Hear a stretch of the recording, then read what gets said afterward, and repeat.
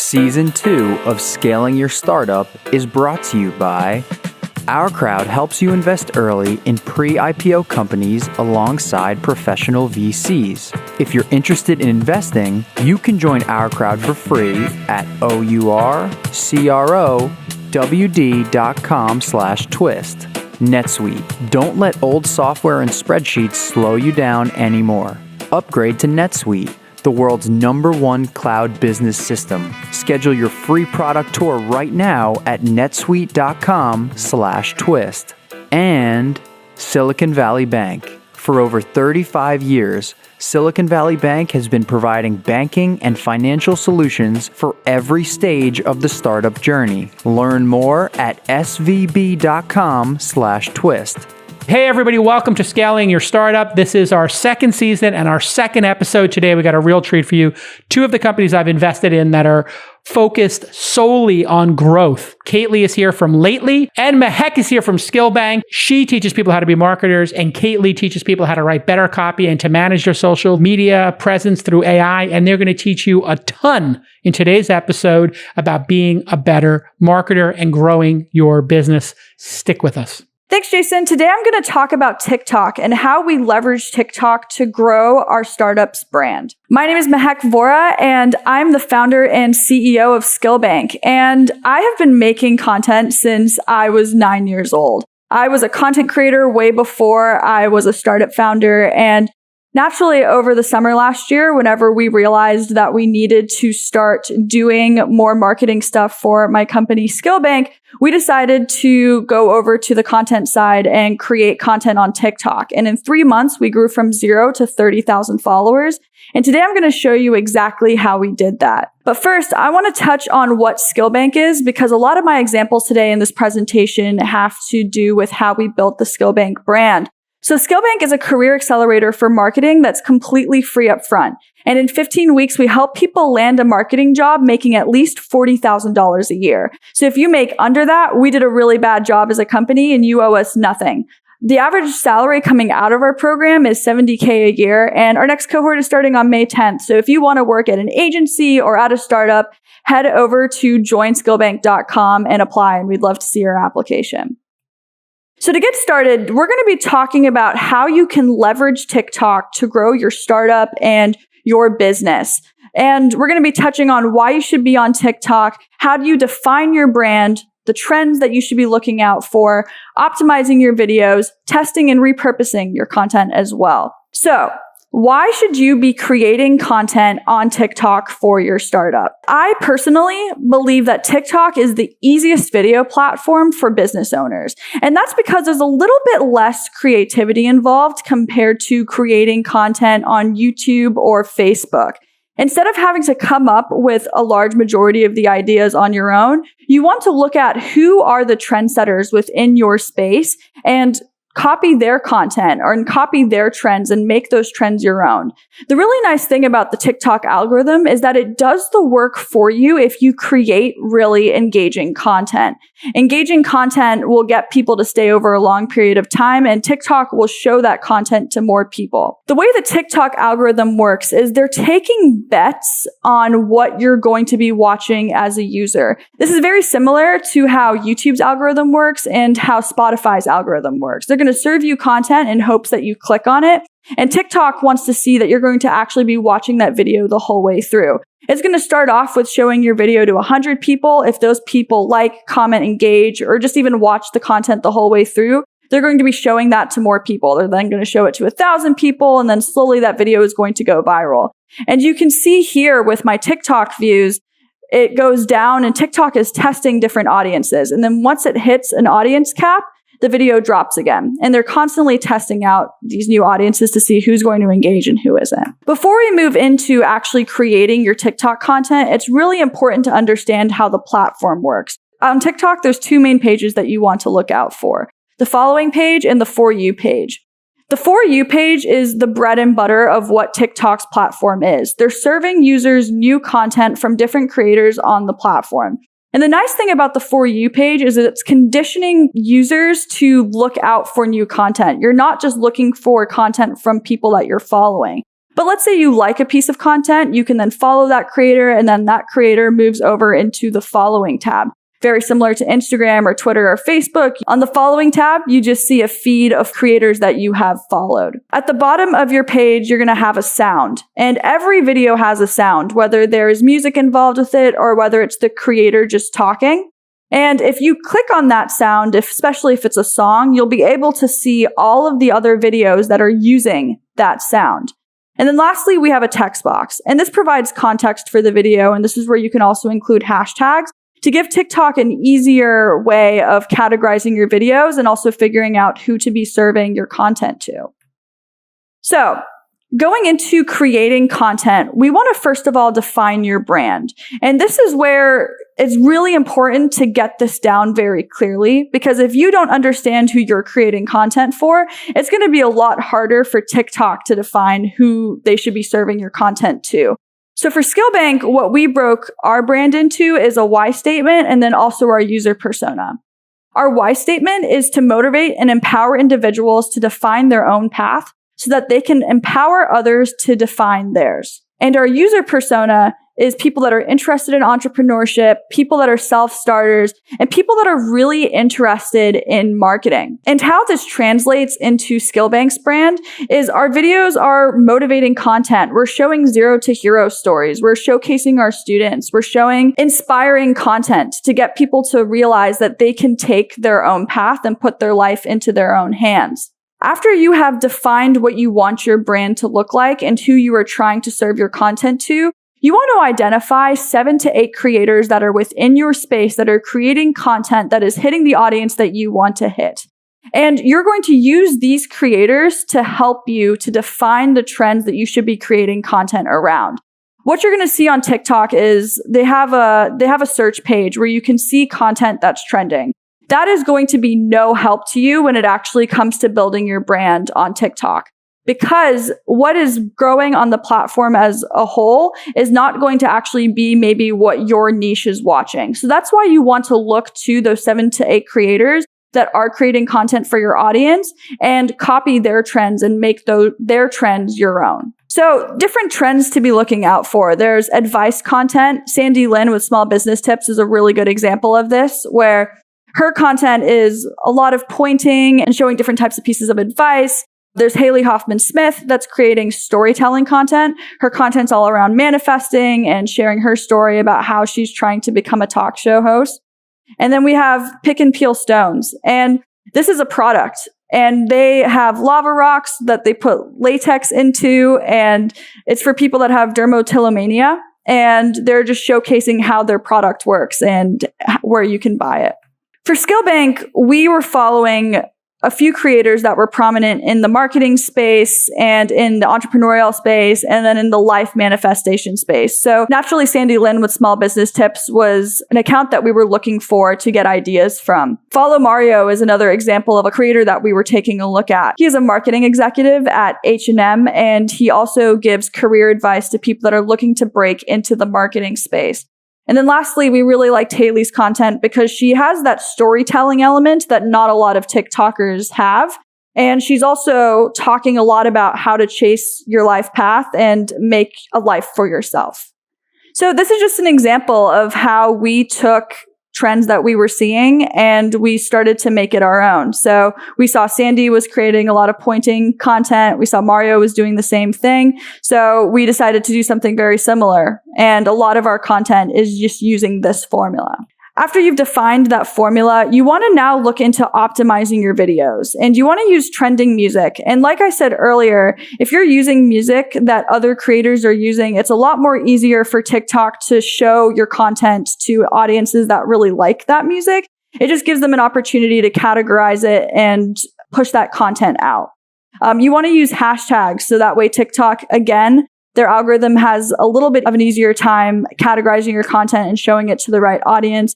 And then you want to optimize for sharing and watch time. So if you're posting content and you're seeing overall that people aren't watching your videos the whole way through in your analytics, you need to rethink how you're actually pushing that content out. Because if people aren't engaging, TikTok is not going to show it to anyone.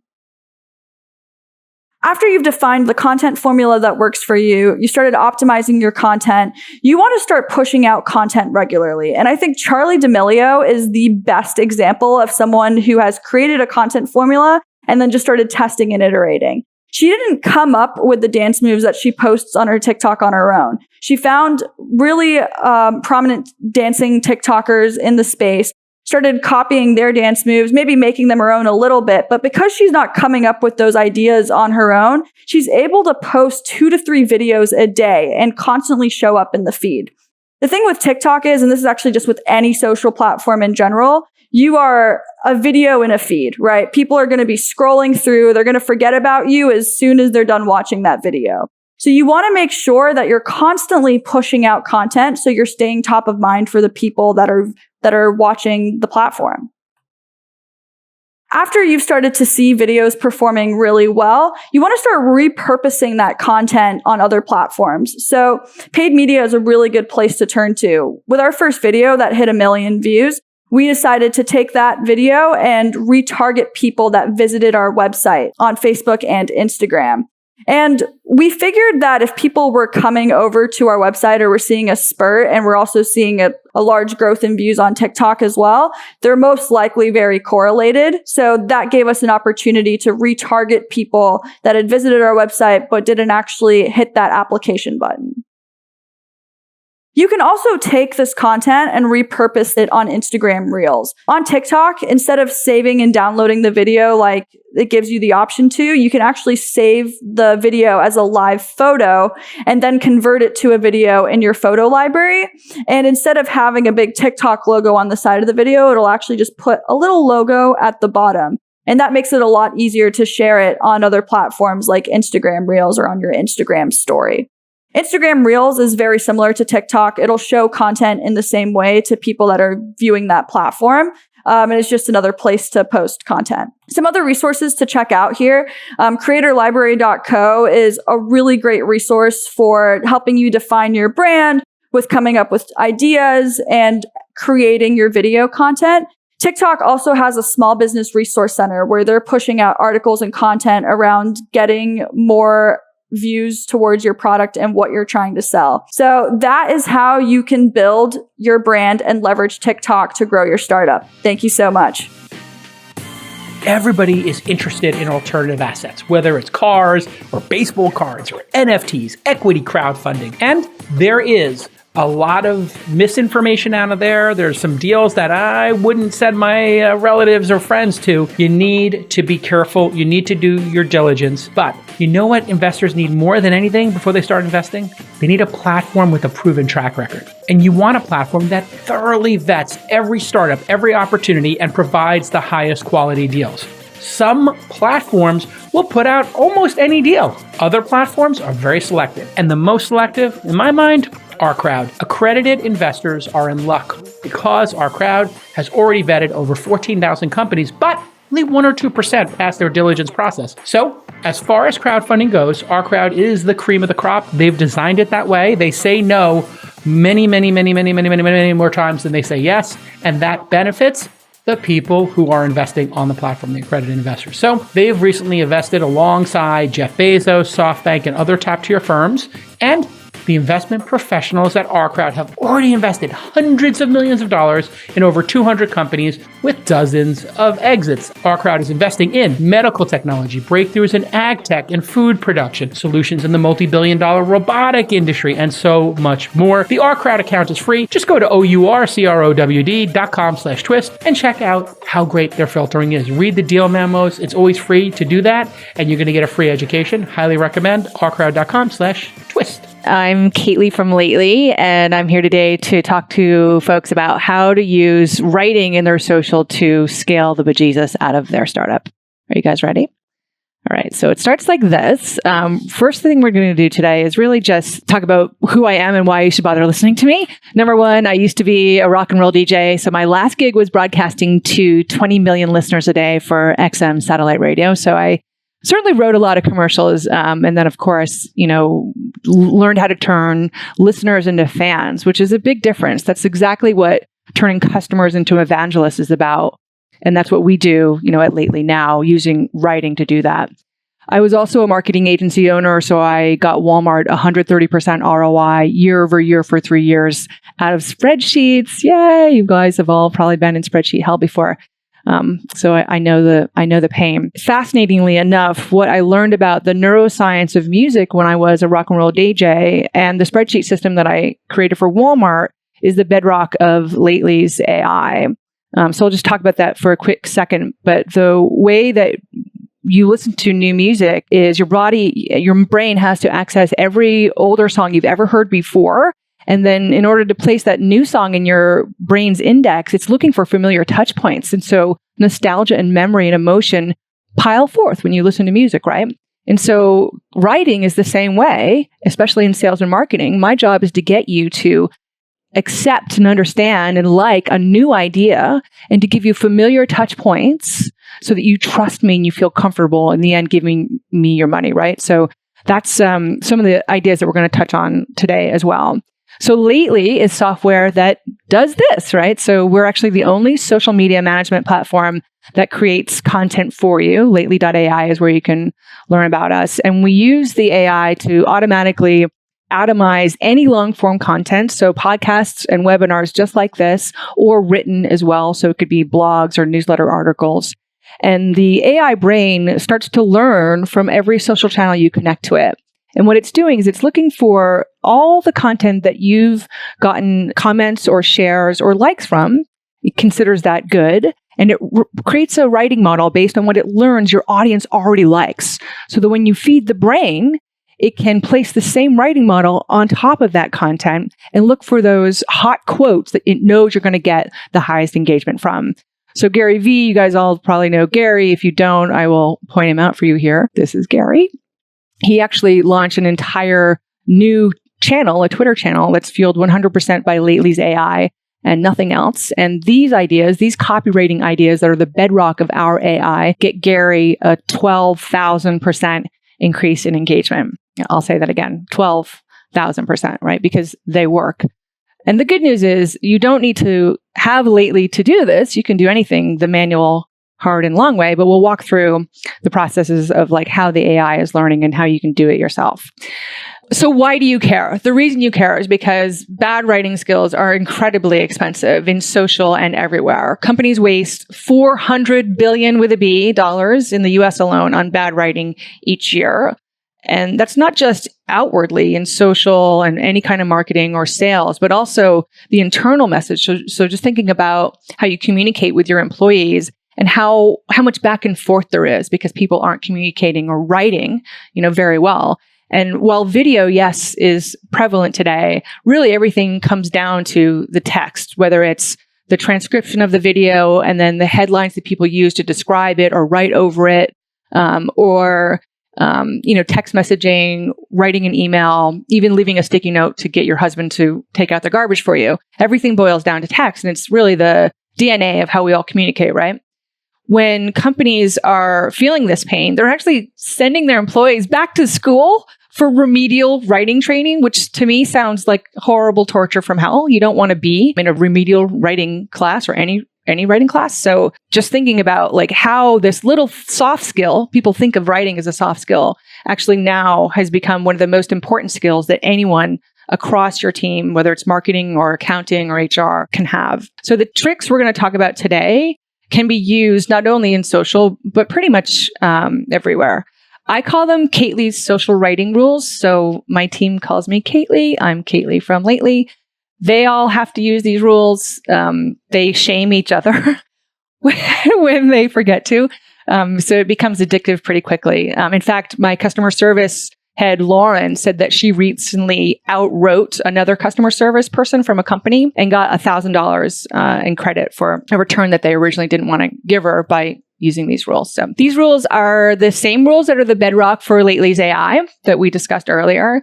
They're also the same rules that get us a 98% sales conversion, 98%. And that's with no paid ads, no cold calls, and no cold emails. This is what we do for ourselves.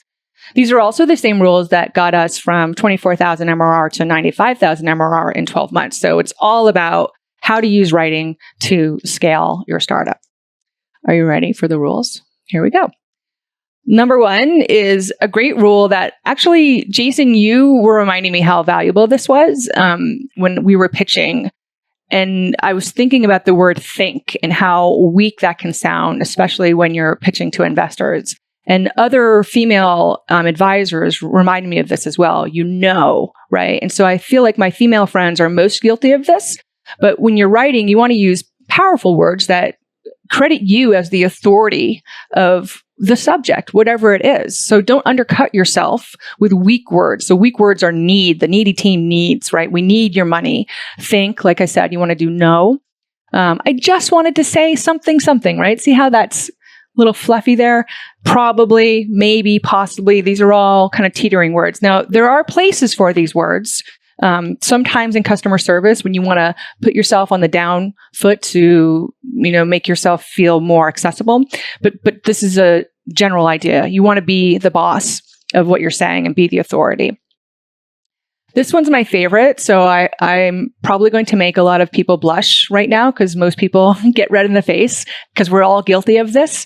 Checkout is easily the most vapid, lazy call to action on the face of the planet. You should all 86 it from your vocab immediately and think instead about what active verbs really define the call to action you're intending, right? So check out is meant to be like go and see or go and look or learn more, which are all, not the most ideal verbs either because they're kind of general. But what you want to do is think about what's the value behind what you want someone to do and try to pull that value out front so they can get an understanding if they were to click to check out my link, right? If they're to click it, what's going to happen? So I'll show you some examples of how to use better call to actions here. So this is my LinkedIn feed where I do a lot of my social.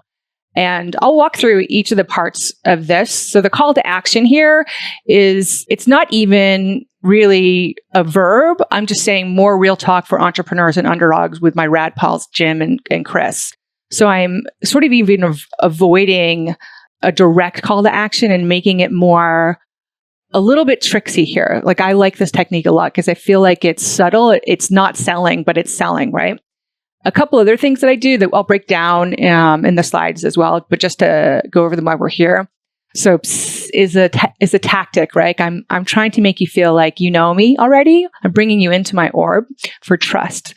We're talking about the book, The Secret. I'm using the word barf, which is fun to say. I love onomatopoeia. People hear what they read, so they're hearing that and they're laughing. I know they are because they've all responded to me. And then I'm giving some advice. This is that authority piece we talked about before. So the secret isn't a secret at all. I'm not saying I don't think it is or maybe it is. I'm making as though like I know it. And then it's a mindset. So I'm being very clear about what I believe is true and really commanding you into believing me. If you're a business owner, you might be making running your business harder than it needs to be. Don't let old software and spreadsheets slow you down anymore. It's time to upgrade to NetSuite. No matter what industry you're in, whether it's healthcare, manufacturing, advertising, hospitality, SaaS, or dozens more, NetSuite can streamline your workflow and improve your productivity. And that's what it's all about, efficiency. So stop paying for multiple systems that don't give you the information you need when you need it. Ditch the old spreadsheets and software you've outgrown. Now is the time to upgrade to NetSuite by Oracle, the world's #1 cloud business system. NetSuite gives you visibility and control over your financials, HR, inventory, e-commerce, and more. Everything you need, all in one place, instantaneously. Whether you're doing 1 million or 100 million in revenue, save time and money with NetSuite. Join over 24,000 companies using NetSuite right now. So here's your CTA. Let NetSuite show you how they'll benefit your business with a free product tour at netsuite.com/twist. Schedule your free product tour right now at netsuite.com/twist. netsuite.com/twist. Okay, let's get back to this amazing episode. So the other one I wanted to touch on was another way to use that call to action without saying check out. So in this case, again, I'm using that subtle thing more on why the hard ways work with my pal, Mark Evans. We talked about what's the value behind clicking something. So right here, I'm saying why the hard ways work. So what are the hard ways? That's what I want you to ask yourself. And I'll read this out so you can hear it. In the beginning, we didn't think so much that we were building a company, but that we were building a community.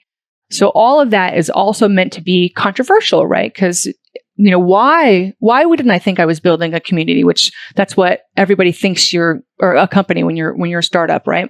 It should be focused on building this company and having this vision.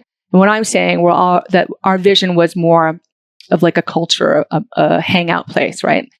And it turns out that this was SMOT AF. So I'm using my vernacular, how I talk here, SMOT, and then AF, because I like to be a little bit rogue, right?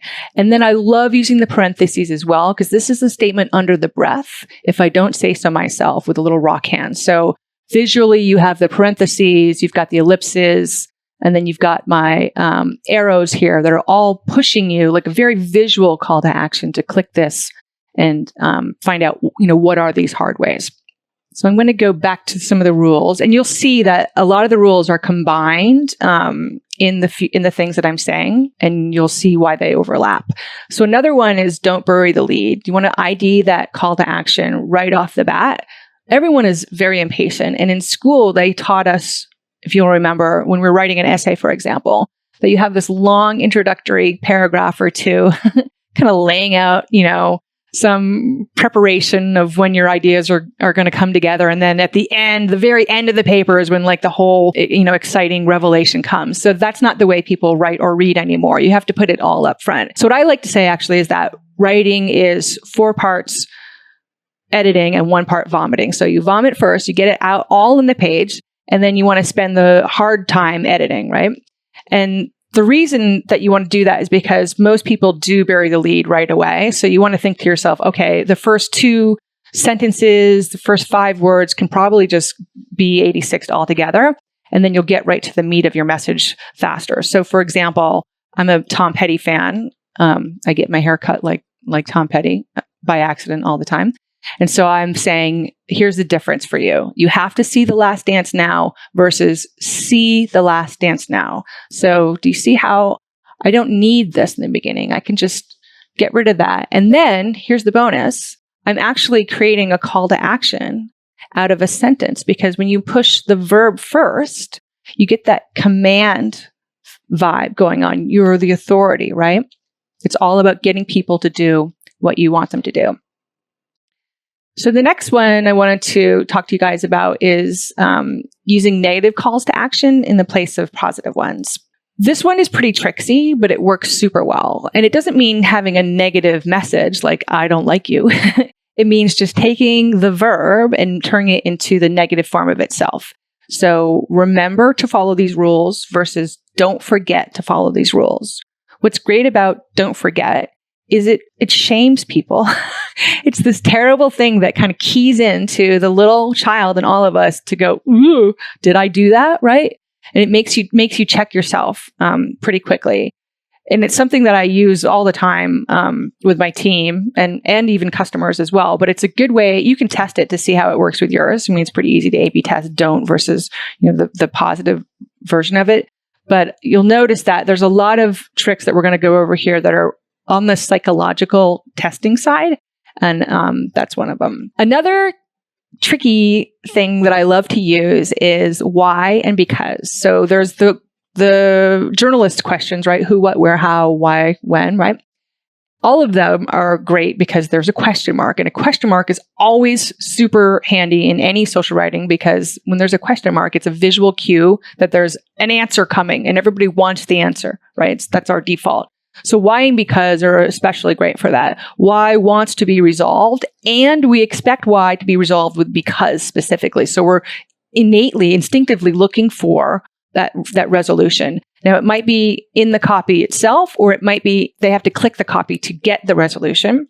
Extra tricksy, right? So you can use that either way.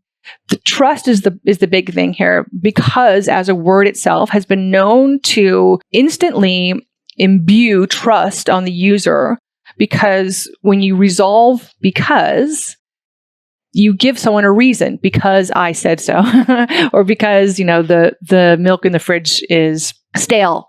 You just have to say, why.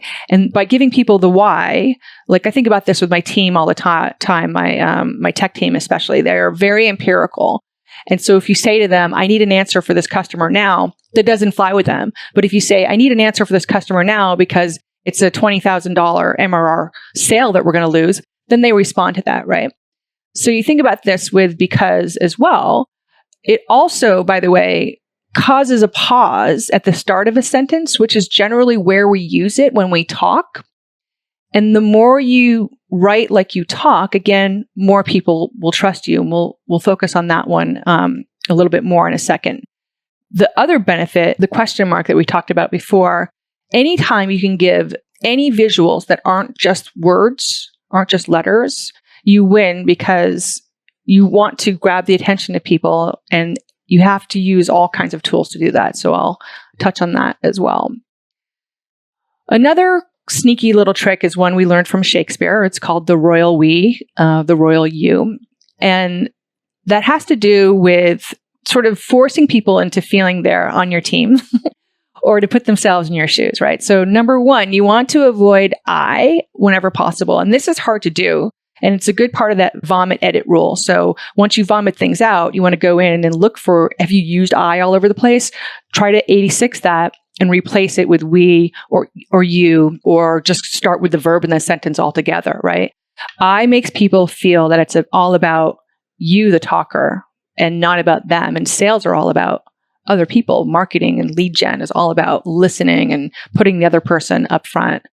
We is very inclusive, and you can do we when people aren't exactly a we. So it makes them feel like they're a part of your team when they aren't officially yet. And the other thing about you is that you is actually empathy, which is even better than sympathy, right? Because that's like right imagining yourself in the mix.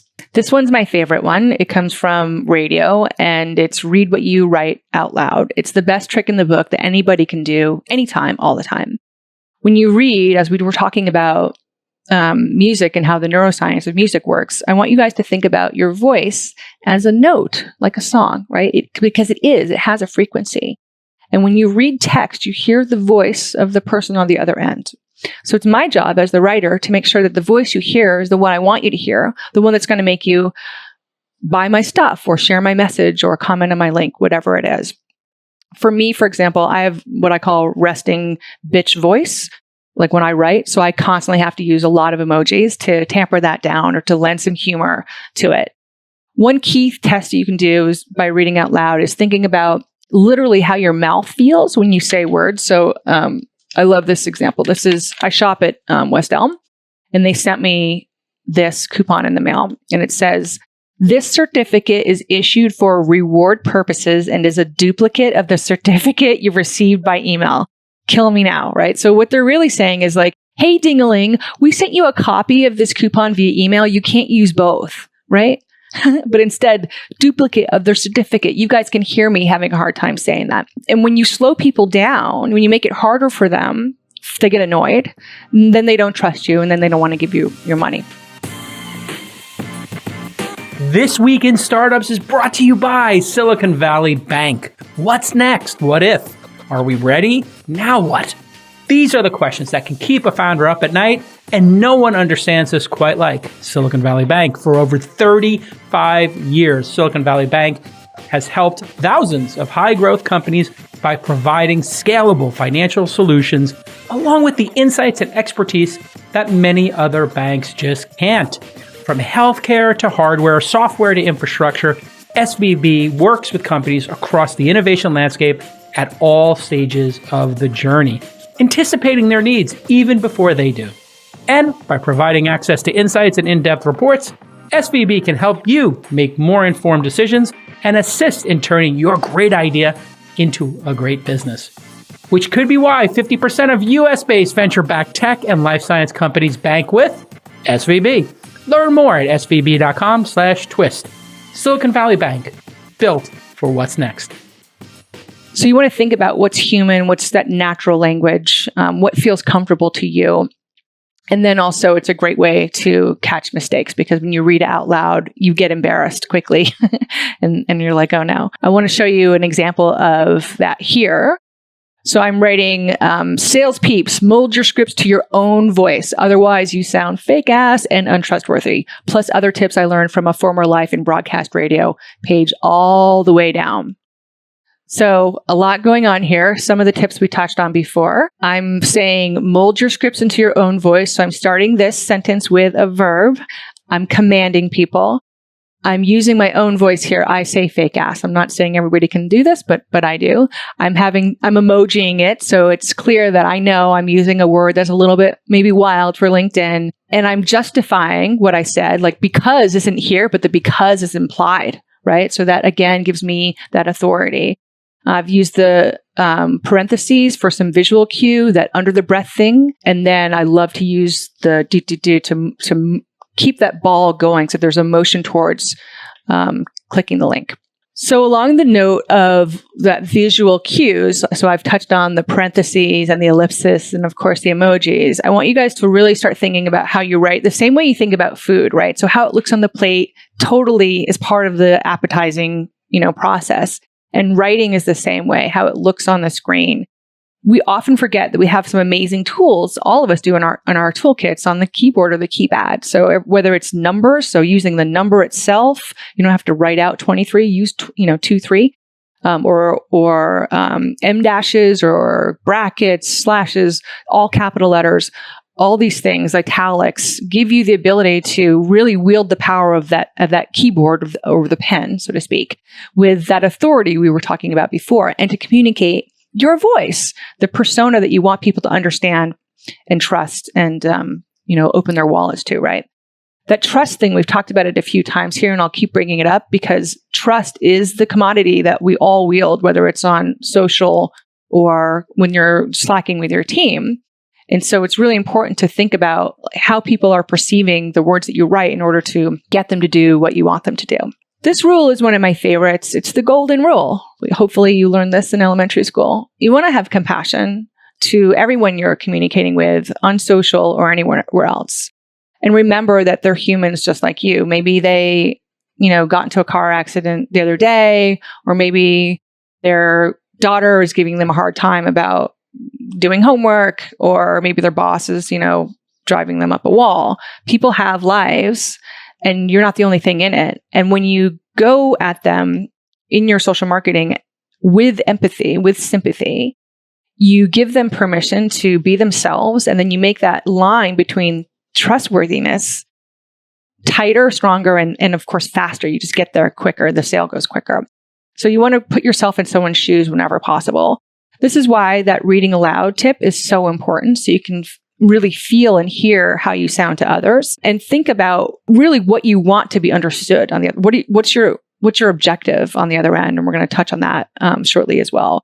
But I think about this like when, again, whether I'm asking my husband to wash the dishes, or I'm asking a team member to do a task that they've forgotten about, or if I'm on social and I'm trying to get you to come to my webinar, I'm trying to think about who are the people that are reading it, what's going to turn them on, what's going to be the spark that lights them up, that makes them do this thing I want them to do, right? And what's the emotion and the value behind that? What's the win for them, right? And how can I communicate that?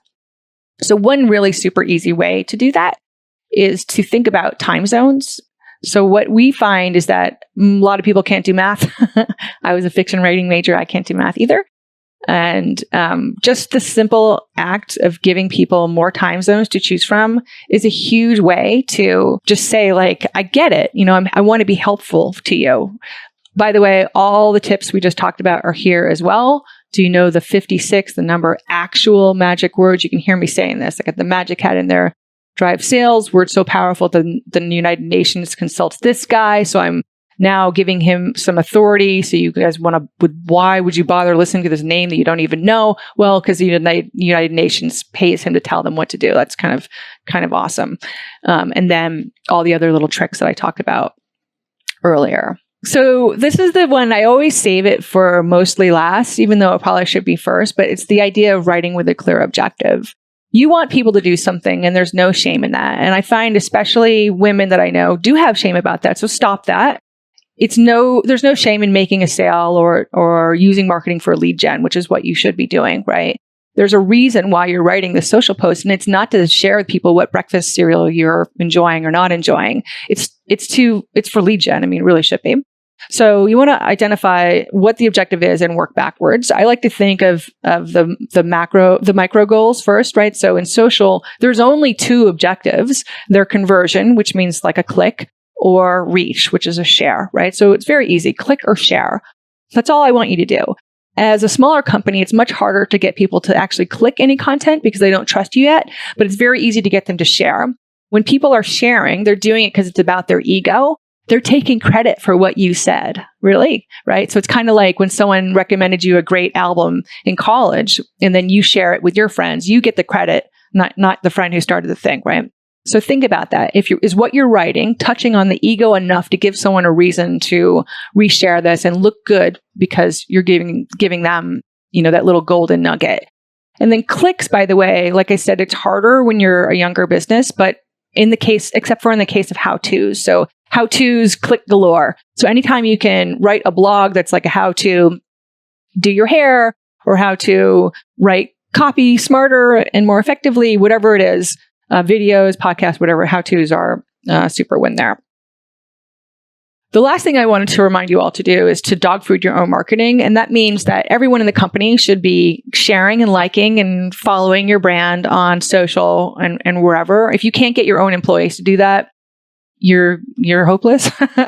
They're the most powerful and strongest advocates that you should have. And really thinking about how we're stronger together is the easiest way to get the largest and most exponential reach as possible, is to use like everyone in your entire network to help you lift that message up. And so on that note, I want to leave you with how we exactly did this recently. So I put a video up on LinkedIn not that long ago when people were saying that videos could never thrive on LinkedIn. I ended up getting 18,000 views.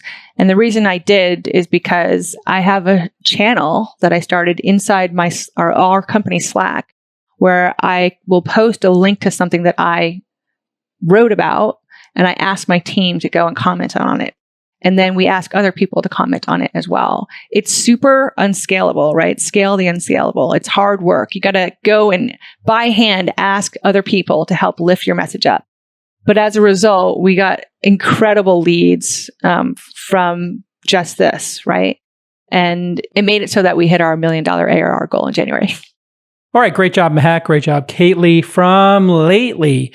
So, Mehak, let me start with you. I have a tactical question about TikTok. How do you convert somebody from TikTok into a funnel? Because I've only used TikTok a couple of times, but I don't think there's the videos are clickable. Mm-hmm. So how does somebody get somebody into their funnel if you can't click on it like you can on Twitter or I guess link in bio on Instagram? Yeah, so TikTok is primarily for top of funnel. We have a link to our website in my profile, but that's it. So really what you want to do is, or what you have to do is you have to tell a very compelling story to get people to want to go and search your product or what you're trying to sell after seeing that video. So if I'm calm.com, I have to remind them, hey, download Calm in the App Store or search for Calm online or whatever it is. Exactly. TikTok also gives you the opportunity, so not just to add your URL, but to also connect your Instagram and your YouTube accounts. So every account that you're connecting should be directly correlated to your business. So you want to give people no excuse to be able to say, oh, I couldn't find your website, or I didn't know where to find you, or where you are. You want, but it's on your profile page, to be clear. Exactly. Yeah. So you want to tell people that hey, you go to my profile and you'll be able to see it there. I notice a lot of it seems to be around dancing and maybe wearing outfits that are a little bit revealing or risque or flamboyant. How do you think about that in a business setting? And, figuring that piece out. I mean, listen, if I'm just doing it for fun with my friends, I could be, wearing my bathing suit and have my shirt off as a guy dancing around, or a woman could be in a bathing suit. But do you worry about doing business in that context? And how do you think about that? This is such a common misconception with TikTok. TikTok is so much bigger than just people posting dancing videos. While it's a really big part of the market and how it blew up, there's so many different niches now on TikTok. There's people posting makeup videos, people showcasing their SoundCloud music, people that are promoting their startups. And what you'll come to find is, regardless of what industry you're in, there are content creators in that space creating content. So really, I think it's important that you create content that's true to yourself and true to the brand that you're trying to create. And as long as it's engaging and as long as it's keeping people around and wanting them to come back and view more, TikTok is going to find that audience for you that really enjoys your content. I've found that if you can take a more personal approach to how you're sharing your content, so not just, hey, this is Skillbank and this is what we do and apply here, but instead it's, hey, this is a student that we've taken from point A to point B and actually made a compelling story that was engaging, fun to watch, that's going to actually convert people. So you want to really use that storytelling element. How many seconds is a TikTok video on average, and what's the max? And is there like a recommendation you have for the proper length? So TikTok gives you two options. You can make a 15-second video or a 60-second video. And then, you can stop it anywhere in between, but you have to select that at the bottom of the screen. So yeah, there's really no recommendation. It really just depends on the type of content that you're creating and following the trends that are within your niche. So like if you're creating content that no one else is creating content around, it's going to be really, really hard for TikTok to identify that audience for you. So it's a lot easier to actually start off just copying what other people are doing and just making that your own.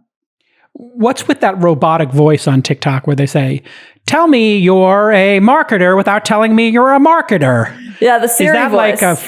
Yeah, what is that voice? And how do you do it? I don't know why it became a thing. But yeah, it's a trend and I think it's just easier to understand. But yeah, I don't really have an answer for you there. Are people typing in the text and then it makes that? Yes. Yeah. You can type it into Siri and then have her repeat it. I think is my understanding. Got it. Oh, is that how people are doing it? Yeah. Interesting. Do people create their videos on TikTok in the TikTok app, or do they make the videos, on their digital SLR with a high quality camera, edit them, and then upload them to their photo album and then put them into TikTok? The really beautiful thing about TikTok is there's people doing everything. So like with me and my really well edited videos, I'm just doing those in iMovie and cutting them together. But even those clips I shot on Instagram stories, on Snapchats, and I'm just downloading them and then splicing them together. Got it. TikTok's editing platform, like any platform, has a learning curve that you need to learn and you need to understand how it works. But yeah, once you've created the clips in the way that you want them to and you get them to come together, TikTok's platform will let you do voice editing, those voiceovers, adding in music, adding in text. So yeah, it's definitely really important to learn that. And I'd recommend using TikTok's editing platform for including text, including music. So that way TikTok can help with categorizing it. But actually putting the clips together, I think you could do that anywhere. All right. Final question on the TikTok front. Do people get annoyed when somebody hijacks a meme or a trend? I don't know what they call the different devices, but the bus it challenge or something where you're kind of like uglied up and then you drop down and you dance and you're in like a really like going to the club outfit. If you took one of those and then you did it about business, would people be kind of like you're a dork, or they'd be like, oh, that's kind of funny? Oh, no, not at all. We're seeing this even on marketing TikTok right now, where people will take trends that we're seeing blowing up in the modeling industry and the influencer industry, and then recreating that and making it our own. And I think, especially with like the dancing, we're seeing a lot of marketing TikTokers that'll take those dances and then instead of putting their hips out or doing something crazy, they're pointing to things instead and like trying to give advice. So you can take it and make it your own, and for the industry that you're in and who you're trying to entertain. So this means when I give founder advice on how to raise money for your startup, I'm going to have to dance and point to don't apologize in your video, and examples matter, and get to the product in 15 seconds. And yeah, like I can't do that as a 50-year-old guy. On TikTok. Really? I just can't do it. I'll do one. I got to do. Now, when I do it, would I do it under Jason Calacanis, or would I do it under a brand like This Week in Startups or Launch? I think you should do it under Jason. You do it under your personal account. Yeah, that's what we're doing with Skillbank too, and it's under my account, but I'm pushing primarily Skillbank content.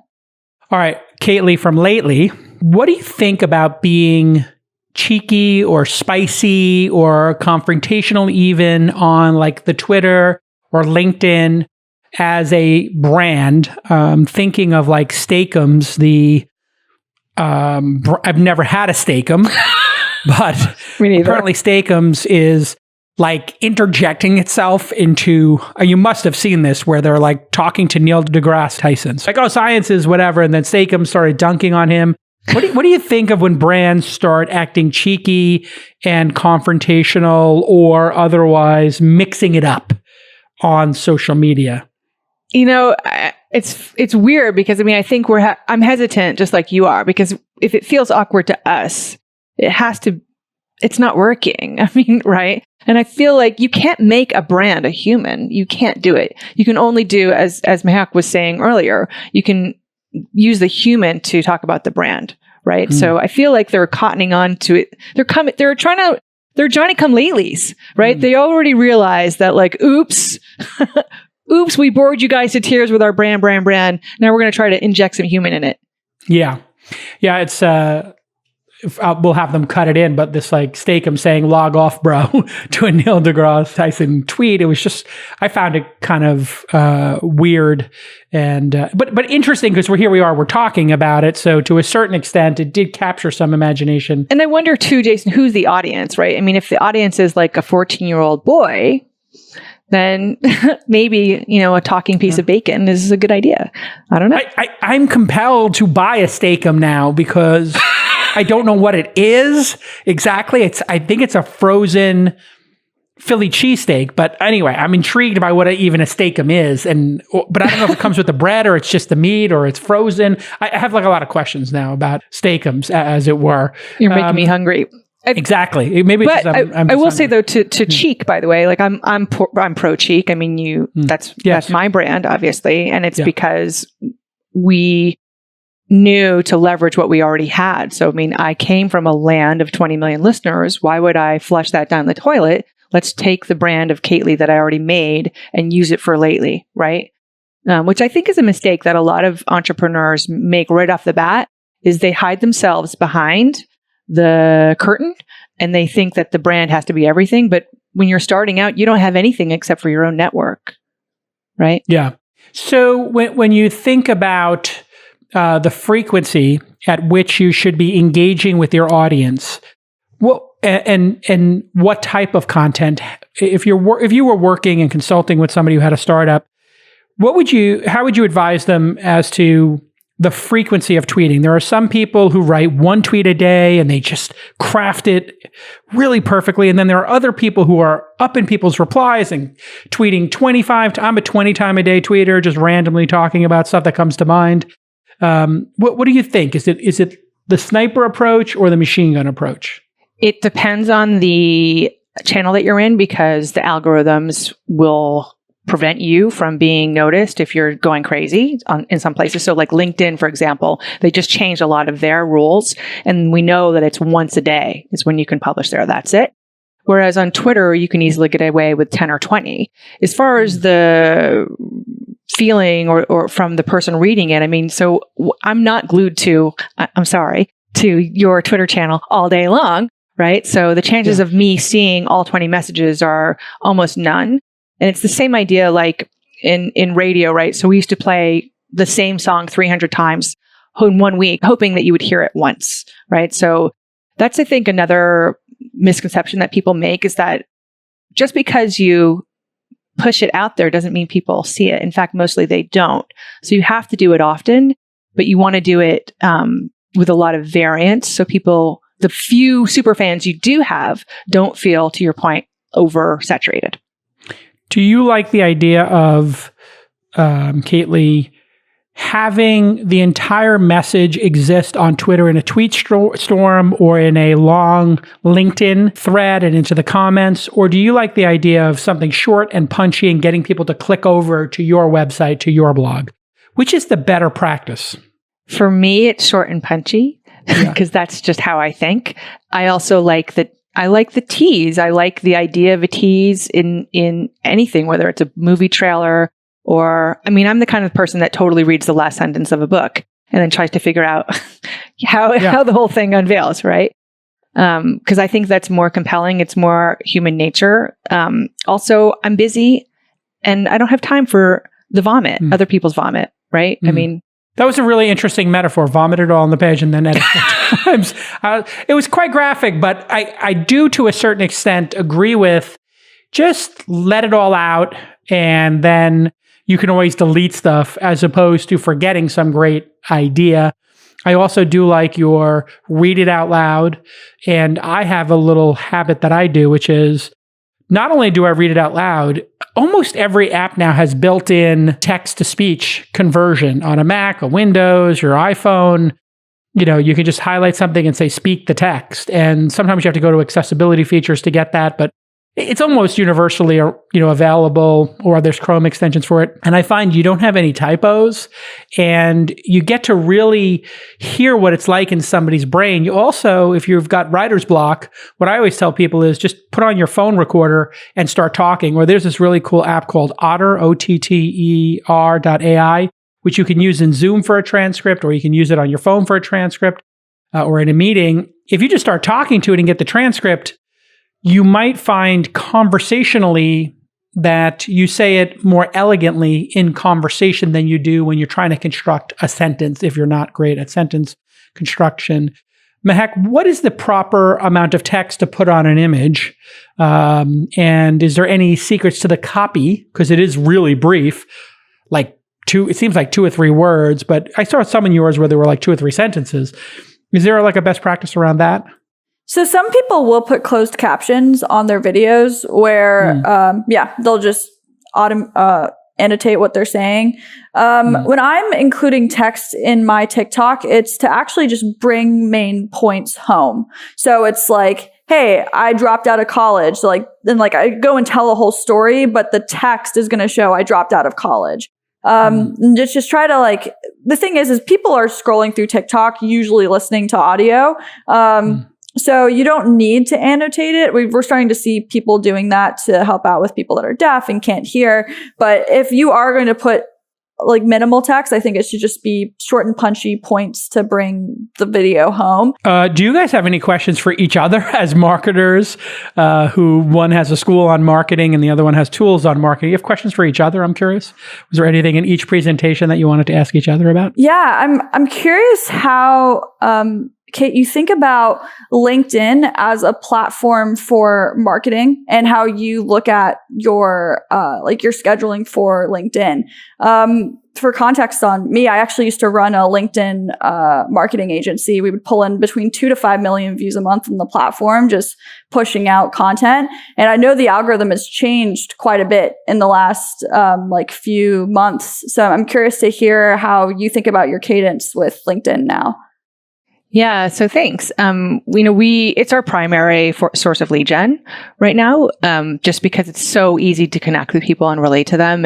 So many walls are immediately broken down. You've got a million common denominators thrown right in your face, right? And we found that people are more social on LinkedIn than ever before. And in fact, we feel like they're starving for it. So I shine well over there because, as you guys know, my filter is broken.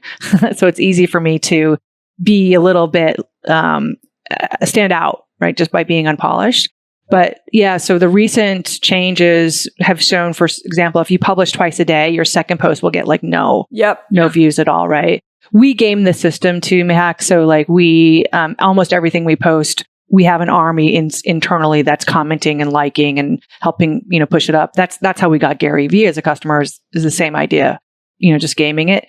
But yeah, it's interesting to me about the video piece that we talked about earlier. So I was told forever, video isn't playing on LinkedIn. No one should try video. And then I used to do a video a day, similar to, and I should do TikTok. I really need your help. But I would do a 60-second thing of a day in the life of a startup entrepreneur.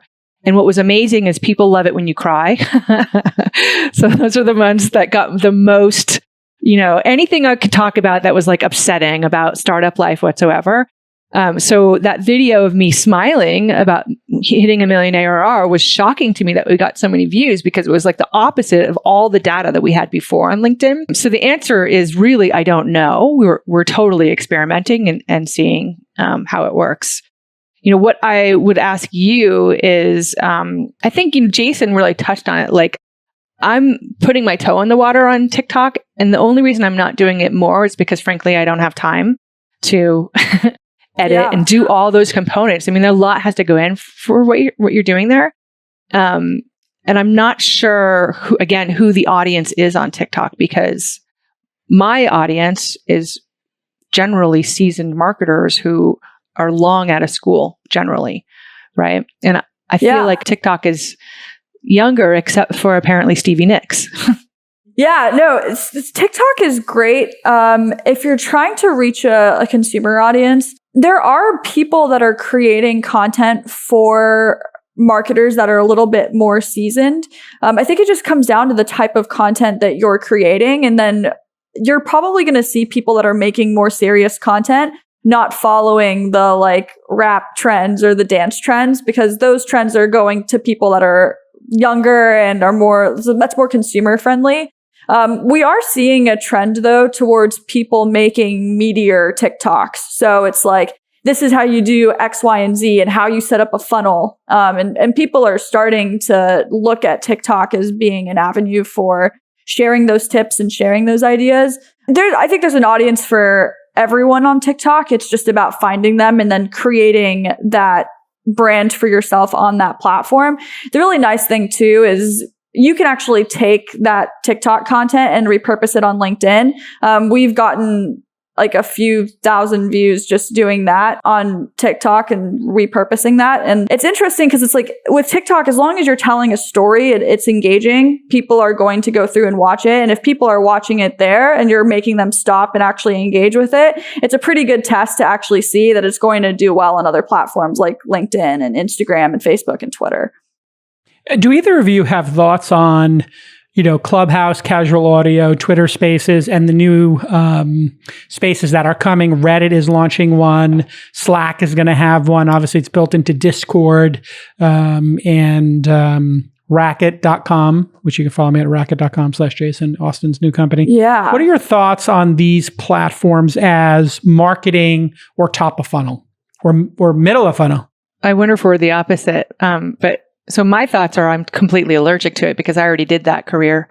What do you mean? I was on radio before, which is what it is, and I don't, for me, it's not of value to sit around and listen to other people talking, because I don't have time for that personally. And then to actually be on stage, because there's no content for me to repurpose, it evaporates. It's not a huge win. However, every time I am on, we get instant leads, and about 95% of them have all converted. So what's wrong with me?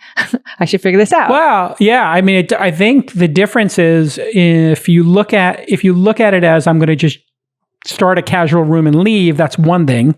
But if you plan to have an event, then it's more like a web. I think if you plan it ahead of time, and you create structure and you record it, it's a webinar. Right. Yeah. So depending on how you use that new medium, it could be like talk radio, or it could be a webinar. So I'm noticing I'm getting asked to speak at specific clubhouses at least 10 times a week. And those used to be podcast requests. So I almost feel like producing a podcast like this takes, a couple of people and, a lot of friction.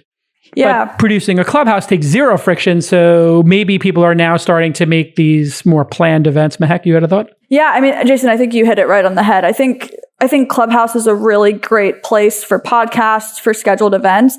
I think Clubhouse, we saw a really big push towards it in the winter, in the beginning of the spring, because it gave everyone an opportunity to access people that weren't accessible before. Because of the pandemic. Yeah. We were able to get access to conversations with VCs, with influencers, people that you wouldn't usually be in a room with having a conversation.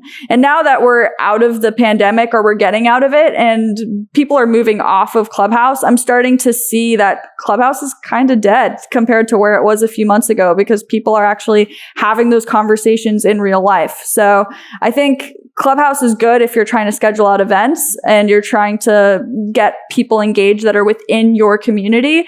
But I think Clubhouse as a way for discoverability is not a place that I'd be turning to. I'd be turning to places like TikTok, LinkedIn, where it's more of a community driven platform. Feels like it's dying. Every time I go in there, it's just less and less going on. Yep. And you know that it was working though for top of funnel, because Kaylee, you're saying you did get leads from it. And so there is something about that format that I do think is good for top of funnel and conversion, because when people hear your voice, I think it does build trust. And maybe you're just burnt out from radio, but you're obviously good at it because it did convert people. And I think that's why all those coaching scammers and MLM scammers were in there for 24 hours, because it was actually working. So there's definitely something to the format, but this has been great. You want to add something, Kate, as we? Yeah, I was just going to say, I think for people with established following, like you or like Brian Fanzo, I see in TikTok, in Clubhouse all the time. And Brian has, I don't know, 40,000 million listeners, followers everywhere, all over the world. And then I think it's super valuable. But, if I'm going in there and there's like maybe 30 to 100 people showing up, that's an hour of my time, right? So as an entrepreneur, if I'm thinking about scale, I'm thinking about, is that hour even worth a couple of sales? I don't know. It depends on the size of the sale. Yeah. Yeah. It is interesting. There are so many platforms now that just even creating I'm finding this with This Week in Startups, as this podcast goes, just there's so many different ways to connect with people. So I just try each one of them, but you only have so much time in the day. And we have a Slack instance, a Discord instance, a Telegram group, a mailing list, and Twitter and LinkedIn. I mean, I'm having to build an army just to put clips everywhere. And then it's kind of worth it because, getting 3,000 or 4,000 people to watch a clip or your 18,000 person clip, like these things can add up and become material. So it really is, I think, a pursuit worth pursuing. It's worth putting some focus on.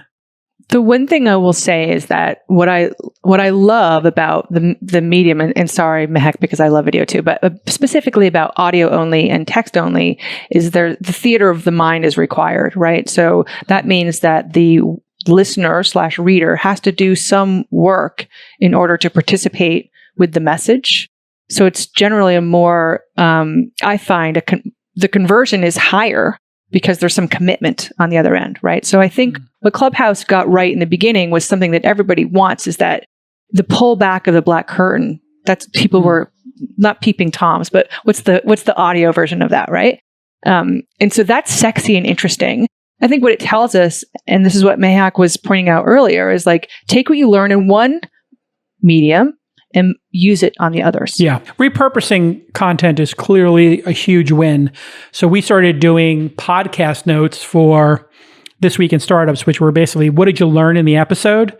And since we started writing these up, we posted them to our Notion instance, This Week in Startups Notion. Then we put it on my personal blog, calacanis.com, LinkedIn, Medium, and the blog's website, thisweekinstartups.com. And it's really starting to get like low thousands of people or hundreds of people looking at each one, but they get knowledge out of it. Now we've got the community activated, and somebody in the community wrote 3 sets of pod notes based on episodes. And I was like, oh, whoa, that's interesting, to activate the community to start figuring out what the knowledge was. Also, I don't know if you guys saw this, LinkedIn now has an email newsletter competitor to Substack. And just type in LinkedIn newsletters, and I started getting it. We got to 65,000 subscribers in under a week. The problem, we're a beta tester. The problem is you don't actually get the emails.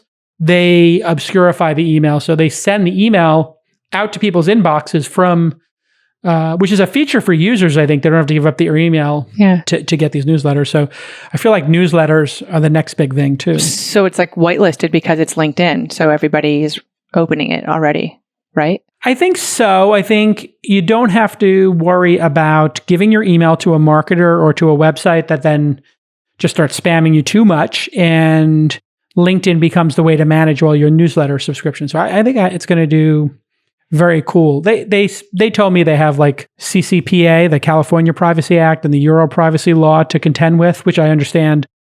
So it's kind of like you write an article and it gets sent to people's inboxes, but it gets sent from LinkedIn. Why would a marketer want to do that though? Because they wouldn't be able to own the asset of the email. So it's like it'd be harder to retarget them. It'd be harder to get a hold of them after. So what would be the reason you'd do that?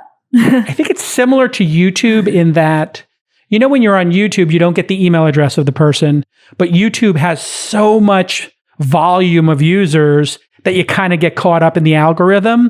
And if you get lucky, you might get swept up into search, et cetera. Mm-hmm. So I think because LinkedIn has so many users, they have 700 million users across the world, that maybe you'll get some users that you wouldn't normally be able to get access to. And then you can try to convert them over time.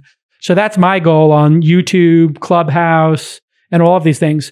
But then at Inside, the other company I run, I realized we were testing Clubhouse rooms. And I was like, these Clubhouse rooms are getting us like 50. We tracked it. We would have like 50 people. I'd have 1,000 people in a Clubhouse room and I'd get 50 people to sign up for our email newsletters. And I was like, okay, that's nice, but not game changing. Then we started doing free events, which was similar amount of content, but we did them on Zoom and in a Slack room, and you had to sign up for them and you had to put them on your calendar because they were occurring. And we had 5,000 people sign up for an NFT event, and we got 5,000 emails. So now I said to my team, do an event a week.